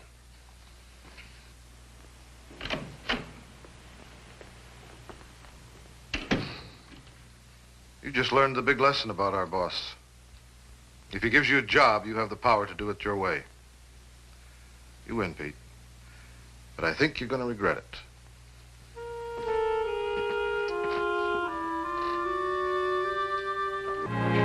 Oh, Cal, you got a minute? Hey, Pete. Yeah. Oh, congratulations on being Kaufman's first guinea pig on that new training program. How's that coming along, anyway? Well, part of that's up to you. What do you mean? Ted Pinder. Oh, yeah. Well, Pete, he has missed 13 classes already this term, and he hasn't taken one exam, so I had to give him an F. Yeah, but he needs a B to get a scholarship. Yeah, I know. I'd like you to give him another chance at it. It seems like he should have thought of that before, don't you think? Yeah, he should have. But what happens to Ted Pinder if he doesn't go to college? And the only way he can get there is with a scholarship. Well, just between you and me, Pete, I don't think he's sharp enough for college. How do you figure?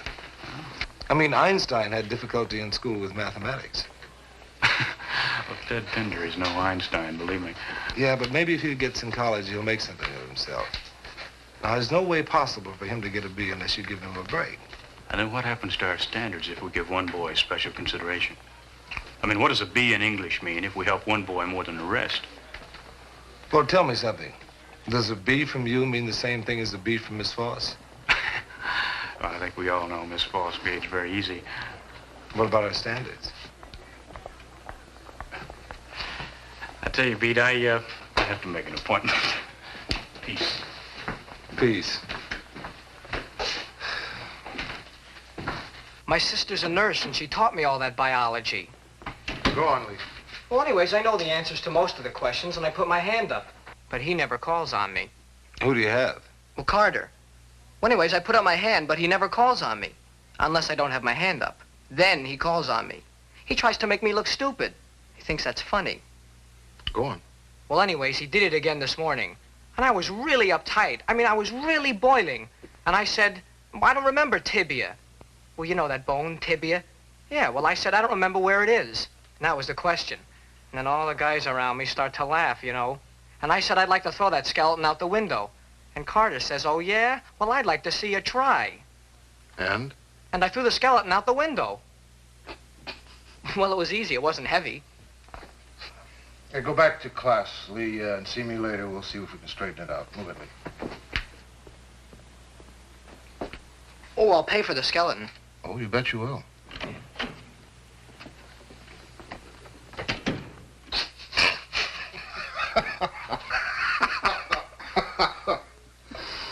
Well, that's the first. That's the very first original problem that's come up in 5 years, maybe 10. Well, it wasn't his fault. Carter drew the line. He just had to step over it. If I had a buck for every problem that came up because a teacher dares a student, I could retire and take 10 people along with me. Now, probably the best thing to do is tell Kaufman and see if he'll talk to Carter. Might help. Well, there's something we agree on. Don't con yourself, Pete. What we've got is a shaky-armed truce at best. That's something else we agree on. Well, I got a class. I should be so lucky. See you later. Right. Vice Principal Casey. No, Mrs. Tedesco. I haven't been keeping Ralph in after school all week. As a matter of fact, Ralph hasn't been in school all week.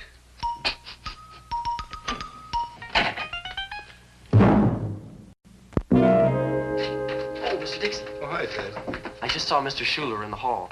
He's got a tutor for him, and he's gonna let me take a makeup test in 2 weeks. If I pass it, I've still got a good shot at that B. Well, great. I think I'm gonna make it now. Is it okay for me to go to practice? Go. Thanks.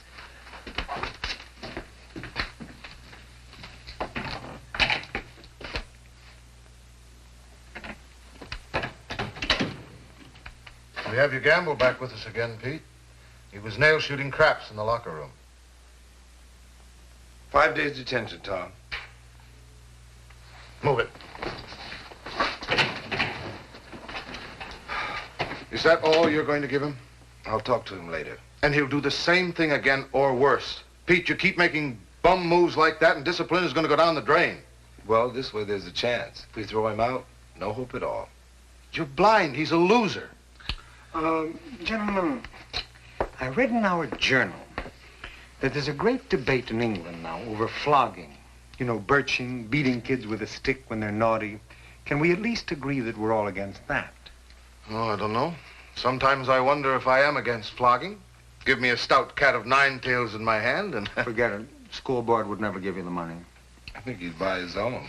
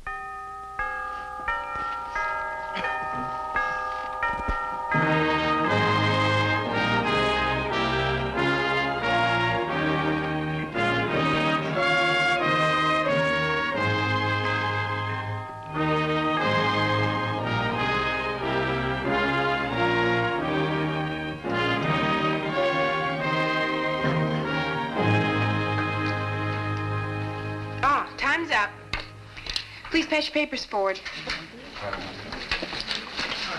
How'd you do, man? Spelled my name perfect. Now I want to tell you about your final essay assignments. That's no attitude. This is your last chance to express yourself at Whitman. Well, what's our first chance, Miss Johnson? I want you all to write 1,000 words on the author that's meant the most to you in high school. That's easy. The guy who wrote the disciplinary code. Now, 5 of you from this section are excused from this assignment to work on your valedictorian speeches. And that's Eunice, Roger, Murray, Donna, and Neil. How do they rate? How come they're the only ones that get to write the graduation speeches? Because they have a 3.5 average or better. Big deal. So they're A students. That doesn't mean they got more to say than anybody else. How do you think you get A's? I think it's your looks, Mur. The rest of us don't even get a chance. Do you think that's right, Miss Johnson? Well, it's tradition that the cum laudes give the speeches. Tradition? Well, I agree with Jason and Stan. Why should only the A students be the ones to speak? What are you doing? See, she's not afraid of competition. Maybe we ought to talk to Mr. Kaufman, huh? All Kaufman will do is show the state rules on graduation, that's all. Yeah, you know who wrote those? The same guy who wrote the disciplinary code. How come you're pleading their cause? Because, Mr. Kaufman, I happen to think the students are really right. They do have a good point. You know, Webster defines a valediction as a statement on leaving, not an IQ test. Now, a 3.5 average says good student, right? It also says hard worker. It does not indicate a leader or a good speaker, and it is in no way indicative of an inventive mind. Tell me something. Were you an A student, Mr. Kaufman? Well, that wouldn't be a fair question to ask me, Pete. I happen to be the principal of a high school. Were you? No. Neither was I. Liz? B-. Math got me. Alice? Oh, yeah, I got A's. I got all A's. I gave the graduation speech. I guess it was, pretty corny. The challenge before us, right? The promise of tomorrow. Ooh. You know, I don't know what harm it would do if, everybody submitted a speech. Certainly would be a lift to the C students. I mean, just the thought that somebody might be interested in something they had to say. And what they have to say might be very interesting. I mean, the whole idea of graduation is changing. I mean, in some schools, they don't even have caps and gowns and proms anymore. They give the money to causes. Sometimes I wonder if any of our old traditions are worth preserving. Well, I guess we won't know unless we experiment. Miss Johnson, we'll try your little exercise in democracy. But I hope you all realize that that means we're going to have to find people to read 380 anonymous speeches instead of 40. There's nothing I'd rather do than read 40 or 50 speeches this weekend. I can hardly wait myself.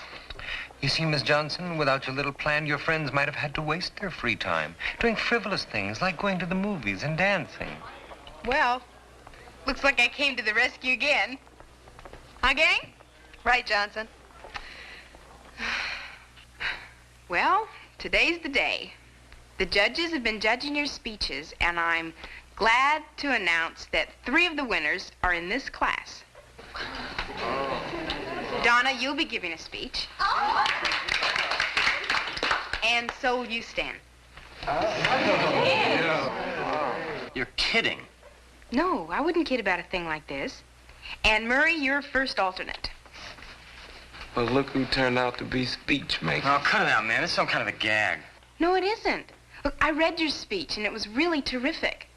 Donna, yours was excellent, too, and so was yours, Murray. Sure, Miss Johnson. I don't know why I even bothered to write it. Oh, here we go again. All you've done the last 4 years is get in trouble. I've worked hard for my grades. Where'd it get me? First alternate. Be cool, Murray. Maybe there'll be a flu epidemic, and then you can give all 3 speeches.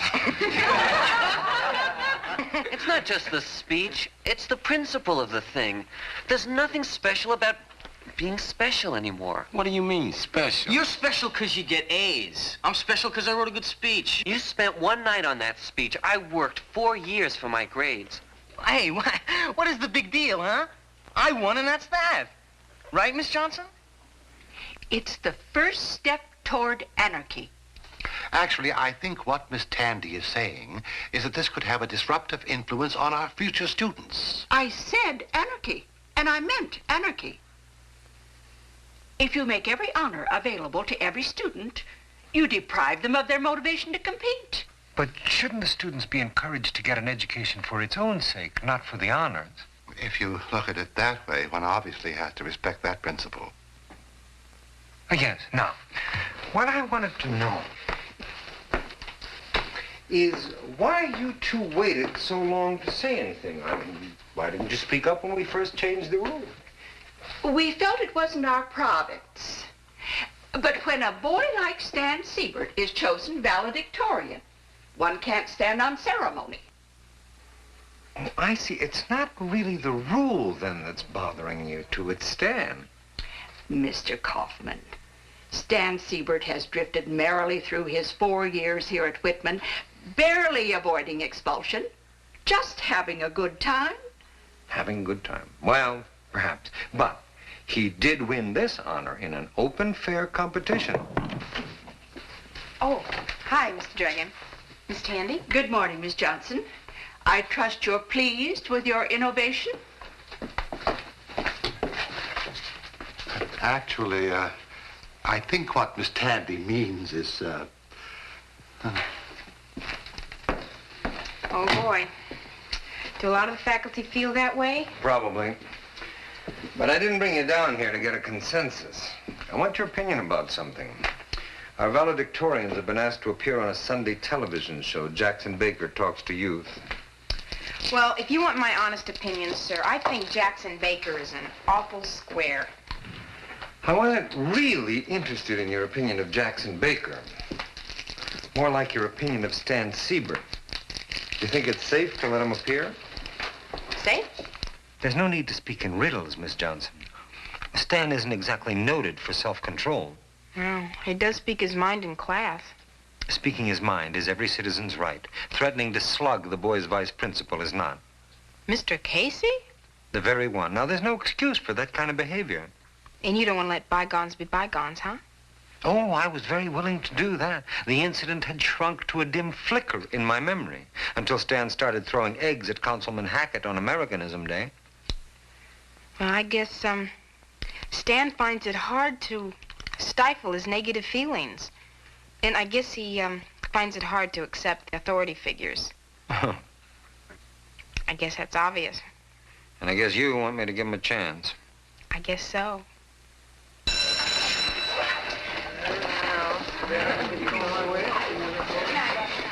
Bye. Hey, Miss Johnson. Miss Johnson, are you going to watch me on television? Of course. Oh, Miss McIntyre's having some of us over for brunch, and we're all going to watch together.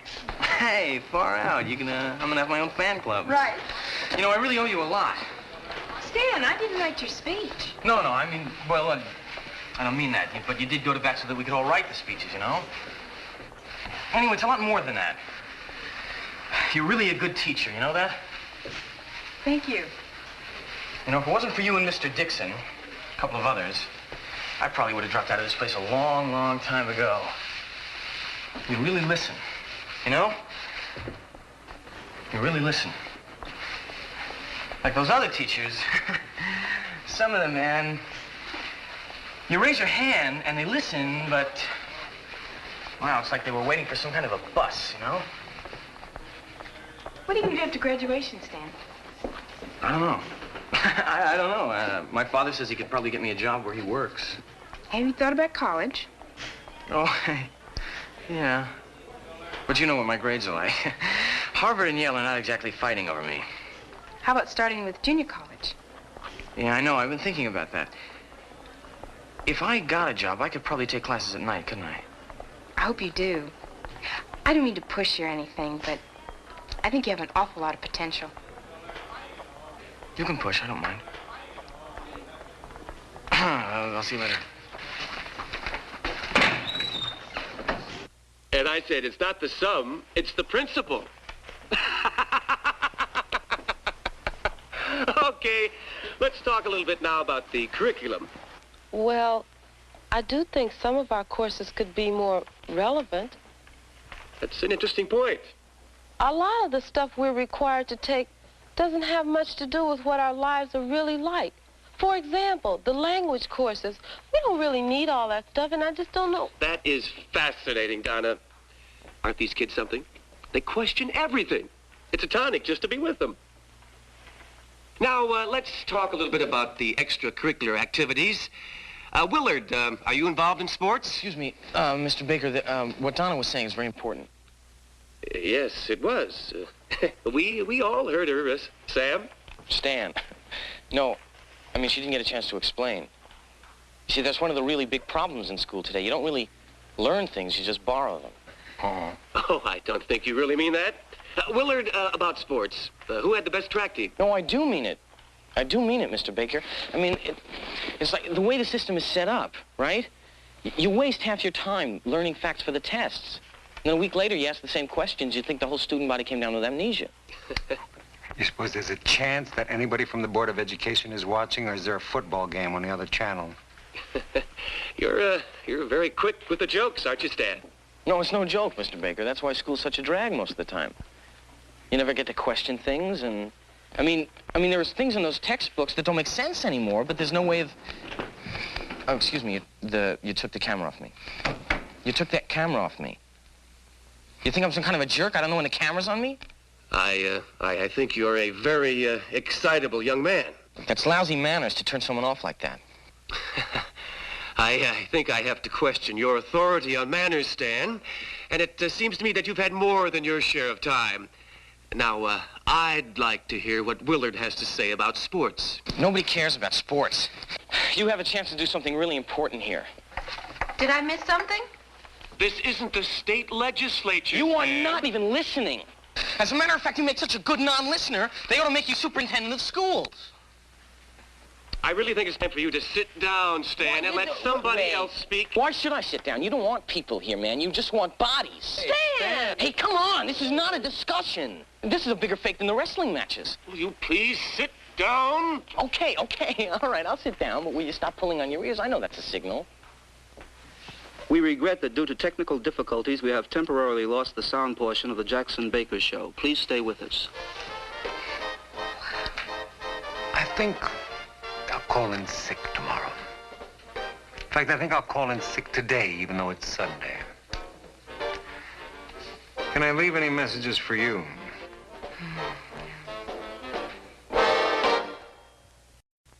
Mr. Kaufman, it's not merely parents and faculty who are responding adversely. Many of the students feel that Stan's behavior has discredited Whitman. I know. I don't think it was quite that bad. Baker was just as provocative in his own way as Stan was. Stan still should have kept his temper. That's true. But you know, the fact that he didn't doesn't mean that he shouldn't give his valedictory address. Mr. Kaufman, I think we've all been more than fair to that boy. Miss Tandy, for the first time, Stan has become constructively involved in something. And he's found a new way to express his point of view. I think if we deny him the right to speak, there's a good chance he'll go back to throwing eggs as a form of self-expression. That's true. Well, Stan's sort of been a late bloomer. And I know he's kind of overbloomed, but he really has changed for the better. And isn't that the reason we're here? To help the students change for the better? And you've both read Stan's speech. There's nothing inflammatory about it. Oh, yes, that's true. But will he stick to that speech? Well? Why did you have to ask that, Miss Tandy? Okay.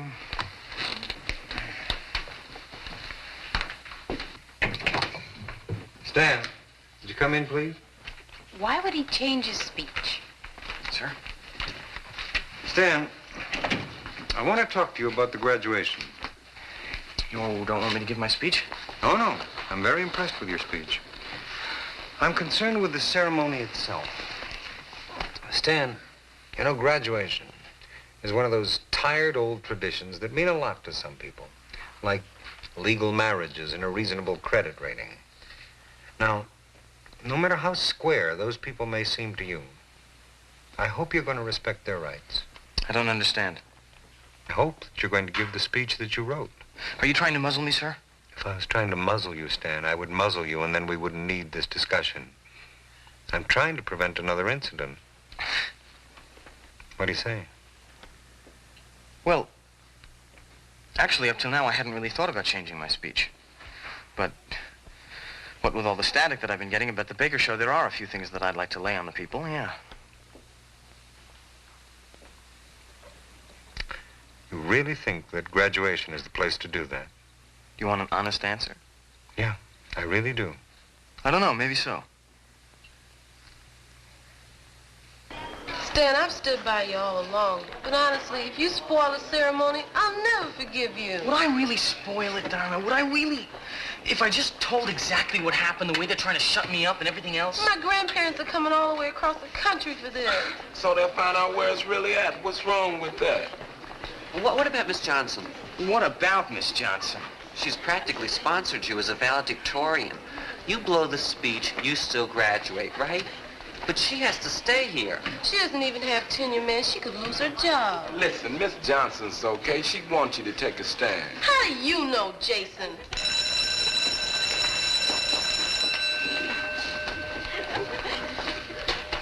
I'd better fill you in on the final exam. The test will be in 3 parts: essay, multiple choice, and true or false.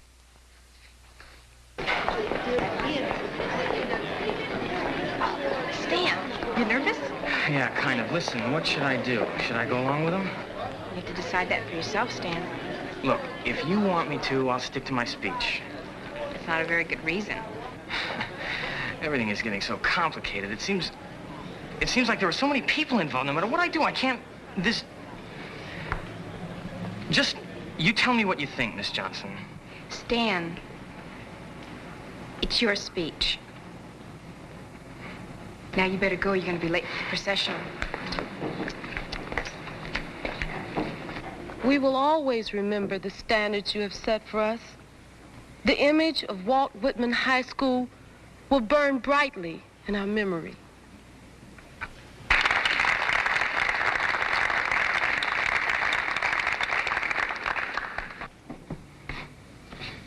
My name is Stan Siebert. I've been through quite an experience in the last few weeks. Some of it good. I've gotten to know some very fine people who teach here at Walt Whitman. These people understand, and they help. They help me. See, I criticized the system, and I got blasted for it. I think it's ad-lib time.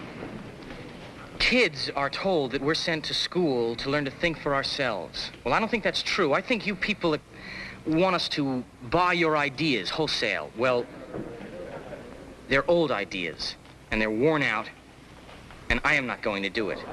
And there are a lot of kids like me. You'd think that you parents had made such a great, perfect world. Well,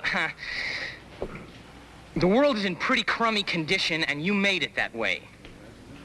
Now, some of you use words, you know, like freedom and democracy and like that. Well, I haven't seen too much freedom and democracy in my time at school. You jam us into crowded classes like a bunch of animals because you won't give your money for bigger schools and better facilities, and then you hire a bunch of teachers to cram a bunch of junk down our throats like trigonometry and French, so that we have to beat our brains out to get better grades than the next kid, so that we go to college where we learn more useless junk that has nothing whatever to do with what we need. Are you pleased with your protege, Miss Johnson? Now I know how Lenin's mother must have felt. The world is burning. Races are at one another's throats. There are wars. Millions of people are starving. Why don't you teach us how to build a better world? We can't change the mess that you've given us by learning trigonometry. Is this supposed to be a graduation speech? You children all think you're so smart. You can't change the world overnight, you know? You people have had a lot longer than overnight. The kid's got a point. Listen, if you can't say something constructive, sit down.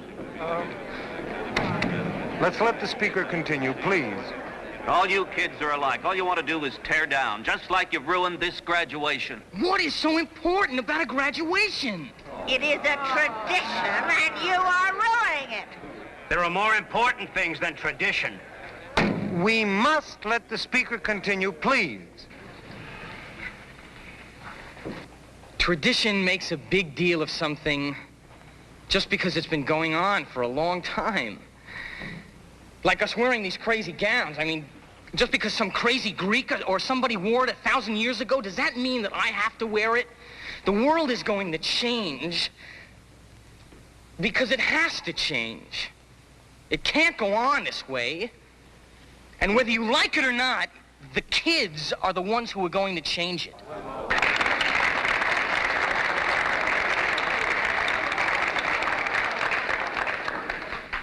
Mr. Kaufman, that child has made a circus out of this graduation. Do you agree with what he says? No, not completely.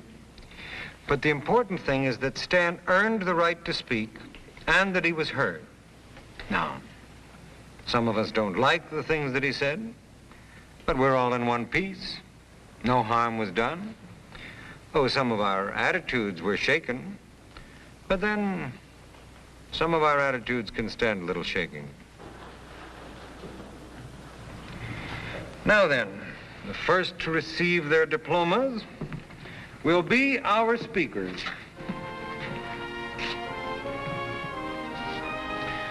Stan Siebert.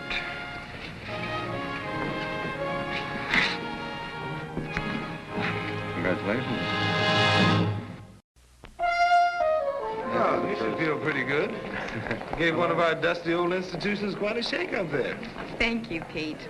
Johnson, you really did it. Thanks, Liz. Mr. Kaufman, I want to congratulate you. This graduation was invigorating. Whose idea was it? Well, if anyone deserves credit, it would be Miss Johnson here. Miss Johnson, it was invigorating, an invigorating experience. Thank you. Thank you. How does it feel to be Whitman's Joan of Arc? I don't know yet. Mr. Kaufman, I am appalled and distressed at that exhibition that we just witnessed. Now, I would like to know just exactly who is responsible for that child being chosen to speak. Well, I'm responsible for whatever goes on here at Walt Whitman. Well, in that case, I would like to ask you, excuse me, but with all due respect to Mr. Kaufman, it was actually my idea that Stan be allowed to speak. Oh, well, then perhaps you can tell me what your standards are. Excuse me, Miss Johnson, but Stan would have never made the speech if I hadn't okayed it. If you have any complaints to make, you can direct them at me. It's very nice of you, Mr. Kaufman, but in all fairness, all the complaints should be made to me. Now, you do want to be fair, don't you? I want to be fair, Miss Johnson, but until you're principal of this high school... Now, what were we talking about? Joan of Arc. Right. And you know what finally happened to her. Yeah, but you see, she didn't have Mr. Kaufman to protect her.